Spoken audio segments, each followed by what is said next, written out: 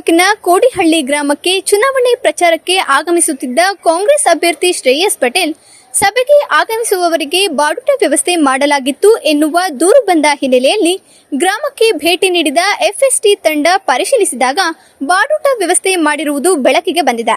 ನೀತಿ ಸಂಹಿತೆ ಉಲ್ಲಂಘನೆ ಹಿನ್ನೆಲೆಯಲ್ಲಿ ಆಹಾರವನ್ನ ವಶಕ್ಕೆ ಪಡೆದ ಎಫ್ಎಸ್ಟಿ ತಂಡ ನಂತರ ರಸ್ತೆ ಬದಿಗೆ ಸುರಿದು ನಾಶ ಮಾಡಿರುವುದಾಗಿ ಪೊಲೀಸ್ ಠಾಣೆಗೆ ತೆರಳಿ ಫ್ಲೈಯಿಂಗ್ ಸ್ಕ್ವಾಡ್ ತಂಡ ವರದಿ ನೀಡಿದೆ. ಅದನ್ನ ಆಧರಿಸಿ ಗ್ರಾಮದ ಓರ್ವನ ವಿರುದ್ಧ ಹೊಳಸಿಪುರ ಪೊಲೀಸ್ ಠಾಣೆಯಲ್ಲಿ ಪ್ರಕರಣ ದಾಖಲಾಗಿದೆ.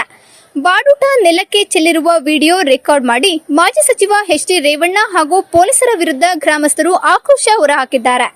ರಸ್ತೆಗೆ ಚೆಲ್ಲಿರುವ ಬಿರಿಯಾನಿಯನ್ನೇ ಕೆಲವರು ಸೇವಿಸುತ್ತಿರುವ ವಿಡಿಯೋ ಸಾಮಾಜಿಕ ಜಾಲತಾಣಗಳಲ್ಲಿ ವೈರಲ್ ಆಗಿದೆ. ನಮಸ್ಕಾರ. ಇದು ಹಾಸನ ಜಿಲ್ಲೆ ಹೊಳೆನರಸೀಪುರ ತಾಲೂಕು ಕೋಡಹಳ್ಳಿ ಗ್ರಾಮ ಪಂಚಾಯತಿ, ಹಳೆಕೋಟೆ ಹೋಬಳಿ ಕೋಡಹಳ್ಳಿ ಗ್ರಾಮ ಪಂಚಾಯತಿಲಿ.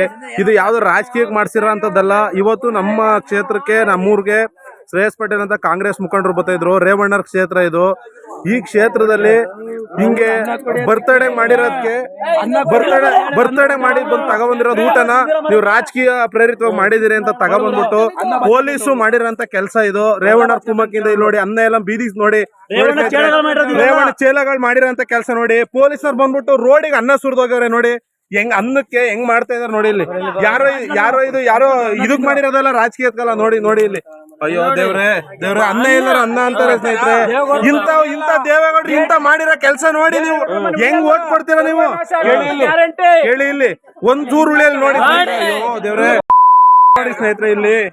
ಅಯ್ಯೋ ನೋಡಿ ಓಟ್ ಕೊಡೋದು ಜನಗಳು ನೋಡಿ ಇಲ್ಲಿ ಮಾಡಿರೋ ಕೆಲಸ ಇಲ್ಲಿ. ಅಯ್ಯೋ ನೋಡಿ ಇಲ್ಲಿ ಅನ್ನ.